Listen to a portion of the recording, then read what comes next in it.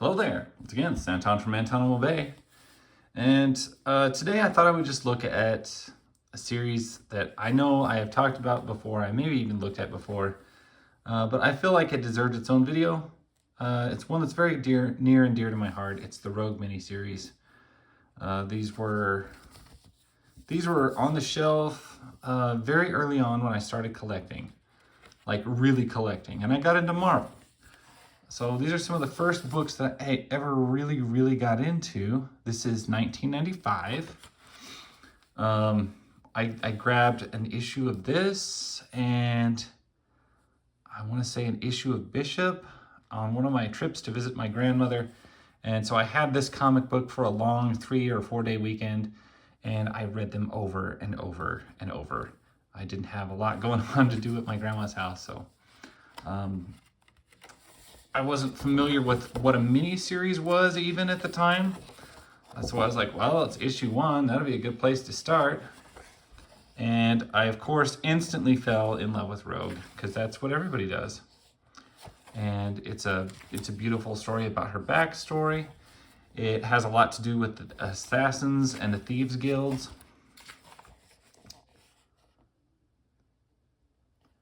And Gambit, of course.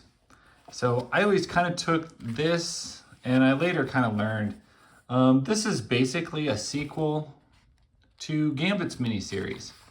Most of it takes place in New Orleans. It also taught me how freaking cool he is, of course. I really liked the art in it. It was not what was normally being, it was a little different than what I was seeing published at the time. But I really liked it, and I just love the way they did Gambit's hair. It was so 90s. So 90s. And I just thought, you know, the character interaction, there's a lot of personal time here. And I loved it. I absolutely loved this miniseries. Which is why, yes, when you sell over 90% of your comics, what do you have left? This is one of them. This is one of them that I kept, even though, yeah. I got to really thinking about it, and I'm like, yeah, I sold over 90% of my comics. And yet the Rogue miniseries still remains in my collection, as it should. It is. I also still have the Bishop miniseries, and I'll probably take a look at that sometime in the near future. Everything about Rogue, of course, I was intrigued by. I loved the white in her hair. I loved her bomber jacket. You name it, I just loved this whole character.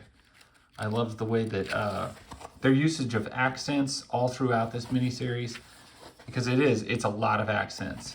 You got a lot of Southern accents, you got some Cajun accents, some very deep French accents from Tanty Matty and places like that, or people like that, and yeah. It was really intensely good, and I really liked it. And to this day, they were, even though I don't really read much Marvel anymore, I do still hold these in, like I said, like a special place in my heart. There's a neat vulnerability to the characters in these, and excellent storytelling. I remember thinking this. Just that was great. This was just a really well done series.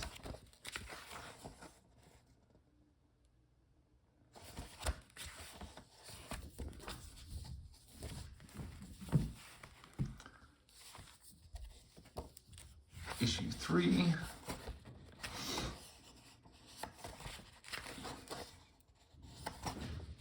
You learn all sorts of stuff about not just Gambit's past, but Rogue's past as well. I can hear my dog out in the hallway, terrorizing, playing with a toy. I remember thinking, man, Rogue looks way less cool without her jacket on. I just loved her bomber jacket. I thought it really completed her outfit. I know, that's a weird thing to say. There's been many outfits she's had where she doesn't have the jacket since, and they all look fine. This is the first time I saw it, and I was just like, Rogue, honey, put your jacket back on. Also going on Age of Apocalypse. Very, very important time for me to start reading comics was the Age of Apocalypse.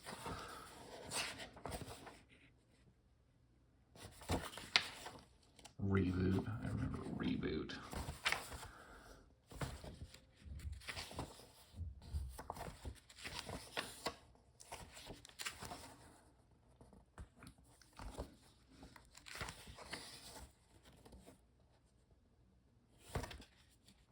So this is also where I learned that Gambit was somehow still married to Belladonna. I was like, why is he married? That's weird. Why is he shouldn't be married? But yeah, it's also around this time. Okay, so you had the Gambit's miniseries, which took place in New Orleans with the assassins and the thieves, and Rogue was there. And then you had Rogue's miniseries, which took place in New Orleans with the thieves and the assassins. And then there was an episode really early on, and it was season 2 of the TV show, and very similar, very close to the same time as this, that I picked up X-Men Adventures series 2 or season 2, no, issue 6, which was also Gambit, and that was that was the first Marvel comic I ever bought, and it was all Gambit, Rogue, New Orleans, thieves and assassins. So this was really, really in my wheelhouse of X-Men history, and that section of the X-Men universe was just something that was very early on with me, and I just absolutely loved it. So yeah, that is why this series is so important to me. So that's why it got saved.